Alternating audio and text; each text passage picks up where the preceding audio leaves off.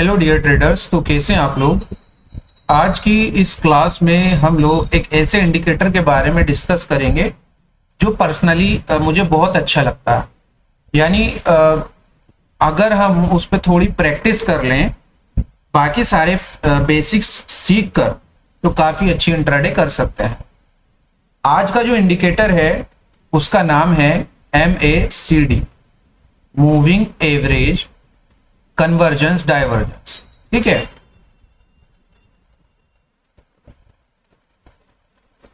Convergence divergence. तो moving average convergence divergence को हम अप्लाई कर लेते हैं। यहां पे सिंपल लिख देंगे MACD।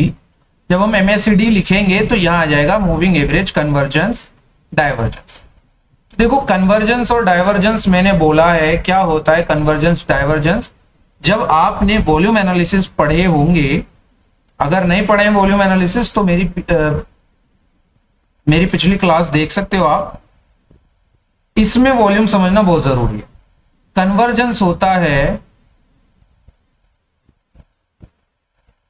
कन्वर्जेंस का मतलब यह होता है कि अगर आपका इंडिकेटर बढ़त दिखा रहा है और प्राइस भी ऊपर जा रहा है, तो यहां पर जो होगा, जो प्राइस पर इफेक्ट होगा वो सेम होगा, यानी प्राइस और ऊपर जाएगा।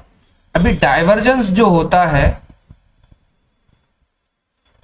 जो डाइवर्जेंस होता है, अब डाइवर्जेंस में क्या होता है, आपका प्राइस ऊपर जा रहा है और आपका इंडिकेटर नीचे आ रहा है। ठीक है, तो उसमें क्या होगा कि प्राइस के रिवर्सल होने के चांस बहुत ज्यादा हो जाते हैं।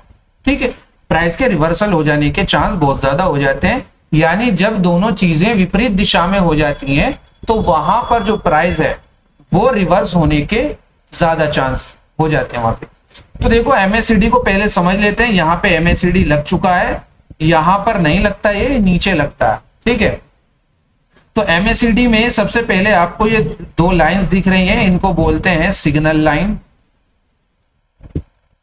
और यहां पे ये जो आपको दिख रहे हैं लाइक वॉल्यूम्स, इसको बोलते हैं हिस्टोग्राम। समझ में आया। देखो, वॉल्यूम अगर आपने पढ़े होंगे तो सिंपल तरीके से आप इसको समझ जाएंगे। और पिछली वीडियो में मूविंग एवरेज भी मैंने पढ़ाया, अगर मूविंग एवरेज पता होगा तो ये भी आपको बहुत इजीली समझ में आ जाएगा। अभी इसके बीच में होती है एक बेस लाइन। यहां पे ये जो लाइन है ये होती है बेस लाइन। अभी बेसलाइन का काम क्या होता है, अगर इसके ऊपर हिस्टोग्राम बनते हैं यानी बायर्स में बढ़त है, इसके नीचे हिस्टोग्राम बनते हैं तो सेलर्स में बढ़त है। तो समझ में आया। जिस तरीके से वॉल्यूम्स में ग्रीन कैंडल के लिए ग्रीन बार बनता है और रेड कैंडल के लिए रेड बार बनता है, इसी तरीके से यहां पर बनता तो रेड है, लेकिन जब सेलर कमजोर होते चले जाते हैं तो वहां पर लाइट रेड बनता है। लाइट रेड जो है वो बनता है जब यहां पे सेलर वीक हो जाते हैं। समझ में आया। जब सेलर वीक हो जाएंगे तो आपका हिस्टोग्राम कैसा बनेगा, लाइट रेड बनेगा। इसी तरीके से जब बायर्स वीक हो जाएंगे तो यहां पर ग्रीन बनेगा, लेकिन लाइट ग्रीन बनेगा। समझ में आया। अभी देखो, सिंपल कॉन्सेप्ट है। यहां पर जो हिस्टोग्राम चेंज होता है उसी बिहाफ पर हम ट्रेड लेते हैं। देखो, यहां मार्केट क्या कर रहा है, फिलहाल यहां मार्केट ने dark red, light red, dark red, तो जैसे यहां पर बन रहे हैं हिस्टोग्राम, अगर आप देखते हैं कि मार्केट में कोई खासा कैंडल नहीं बन रहे। देखो, अगर स्ट्रॉन्ग कैंडल बनते हैं, देखो मेरे जो स्टूडेंट्स हैं उनको मालूम है कि ये जो चार्ट है इस पर किस तरह से सरवाइव करना है, ट्रेड लेनी है, नहीं लेनी है और क्यों नहीं लेनी है। ठीक है, तो ऐसे चार्ट पर कभी भी आपको ट्रेड नहीं करनी है। और इसका जो एक रीजन है वो देखो, यहां पर कभी सेलर कमजोर हो रहे हैं, कभी मजबूत हो रहे हैं। इसी दौरान यहां पे जो इंटरसेक्ट होता है, देखो ये जो लाइन है, पूरे मार्केट में ये जो लाइन है एक दूसरे के आसपास चल रही है। अभी ये जो दोनों लाइन एक दूसरे को काट रही हैं, इसको बोलते हैं इंटरसेक्ट या क्रॉसओवर। ठीक है, यानी हमें ये सिग्नल मिलता है जब भी क्रॉसओवर होगा डाउन, तो मार्केट के डाउन पे हमें ट्रेड का सिग्नल मिलेगा। अगर ये क्रॉसओवर होगा ऊपर तो हमें बुलिश साइड पर क्या मिलेगा, बुलिश साइड पर सिग्नल मिलेगा। आफ्टर हिस्टोग्राम, भाई अब देखो यहां पे क्या हो रहा है, यहां पर देखो मार्केट बिल्कुल भी ट्रेंडी नहीं है, मार्केट बिल्कुल भी ट्रेंडी नहीं है, और इसी दौरान यहां पे जो हिस्टोग्राम बन रहे हैं वो भी कुछ भी नहीं बता रहे।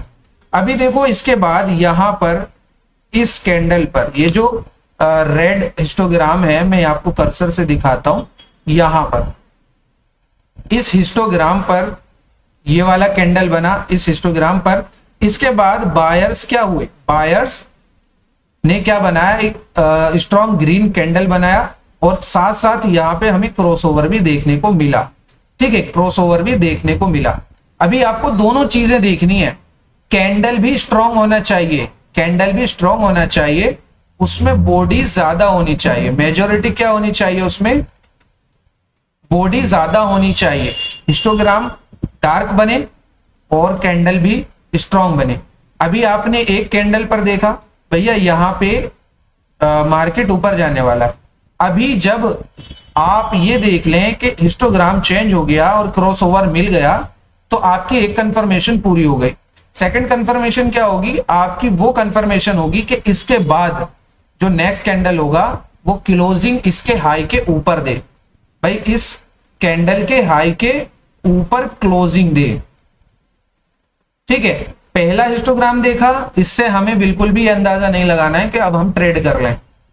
सेकंड चीज क्या देखनी है, क्रॉसओवर हो रहा है या नहीं हो रहा, क्रॉसओवर हुआ। थर्ड चीज क्या देखनी है आपको, कैंडल मजबूत बन रहा है या नहीं बन रहा। फोर्थ थिंग इज कि यहां पे जिस कैंडल पर आपने हिस्टोग्राम को स्ट्रॉन्ग बनता हुआ देखा, उसके बाद वाला जो कैंडल है क्या वो पिछले वाले कैंडल के हाई के ऊपर क्लोजिंग दे रहा है या नहीं दे रहा। अगर दे रहा है तो फिर वहां ट्रेड बन जाएगी। समझ में आया। तो इसी तरीके से यहां पे आपकी ट्रेड इस कैंडल पर बन गई और मार्केट इतना ऊपर गया। बाकी पूरा मार्केट आज लाइक साइडवेज था। अभी देखो पीछे यहां पे वही वाली कंडीशन आ गई। जब भी मार्केट छोटे छोटे कैंडल के बाद बड़े बड़े कैंडल एक साथ बनाने लगे या कैंडल की बॉडी से ज्यादा उस कैंडल में टेल बनने लगे, तो मार्केट को इग्नोर कर दो। ठीक है, मार्केट को इग्नोर कर दो साइकिल चेंज होने के लिए। साइकिल भी मैंने पढ़ाया पीछे। तो देखो यहां पे मार्केट कैसा है, मार्केट वोलेटाइल है, लेकिन यहां भी देखो क्या है, यहां भी हिस्टोग्राम कंफ्यूज है, एक के बाद एक, यहां लाइट यहां डार्क, यहां लाइट यहां डार्क, यहां लाइट। फिर देखो हिस्टोग्राम चेंज हुआ, लेकिन हिस्टोग्राम कहां चेंज हुआ अभी देख लेते हैं। हिस्टोग्राम कहां चेंज हुआ, जो हिस्टोग्राम चेंज हुआ वो इस कैंडल पे हुआ। ठीक है, ठीक है, कोई दिक्कत नहीं है। यहां इस कैंडल पे हिस्टोग्राम चेंज हुआ, क्रॉसओवर भी मिला। ठीक है, अदरवाइज फेल हो गया क्रॉसओवर। देखो थर्ड चीज क्या देखनी थी आपको कि इसके हाई के ऊपर अगला कैंडल क्लोज होना चाहिए। अभी देखो यहां पे तो कोई नेक्स्ट कैंडल नहीं बना और ना ही नेक्स्ट कैंडल ने क्लोजिंग दिया, तो क्या हुआ, पहली कंफर्मेशन पूरी हुई, सेकंड कंफर्मेशन पूरी हुई और थर्ड कंफर्मेशन पूरी हुई। लेकिन एक चीज और आप यहां देखेंगे कि यहां पे कैंडल के ऊपर टेल है जो कि सेलर्स के द्वारा बनती है। क्या कर रहे हैं सेलर्स, इसको रिजेक्ट कर रहे हैं। यहां पे क्या हो रहा है, प्राइस रिजेक्ट हो रहा है, इसीलिए ऊपर से कैंडल में टेल बन गई, तो यहां पे नहीं बन रही एंट्री। देन इसके बाद यहां पे क्रॉसओवर मिला, यहां पे हिस्टोग्राम चेंज हुआ। किस कैंडल पे चेंज हुआ, अभी देख लेते हैं किस कैंडल पे चेंज हुआ हिस्टोग्राम आपका। देखो यहां पे इस कैंडल पर आपका इस कैंडल पर आपका हिस्टोग्राम चेंज हुआ। जब इस कैंडल पर हिस्टोग्राम चेंज होने के बाद आपकी कंफर्मेशन 1 2 और यहां पे स्ट्रॉन्ग कैंडल 3 और 3 के बाद इसके हाई के ऊपर क्लोजिंग देने वाली कैंडल, क्लोजिंग कैंडल। तो यहाँ क्या बन जाएगी, अब यहाँ आपकी एंट्री बन जाएगी। अब एंट्री बनने के बाद देखो इंट्राडे में मैंने बोला है स्विंग्स के अकॉर्डिंग ट्रेड करना। पहला स्विंग ये रहा जो कि आपका पहला टारगेट हो गया। अब टारगेट हिट होते ही आपको क्या करना होता है, आपको मार्केट से बाहर हो जाना होता है, अपनी ट्रेड को एग्जीक्यूट करना होता है। तो क्लियर हुआ। इसी तरीके से आप देखें पीछे बहुत सारे एग्जाम्पल मिलेंगे। तो मिलते हैं नेक्स्ट क्लास में, तब तक के लिए आप प्रैक्टिस कीजिए।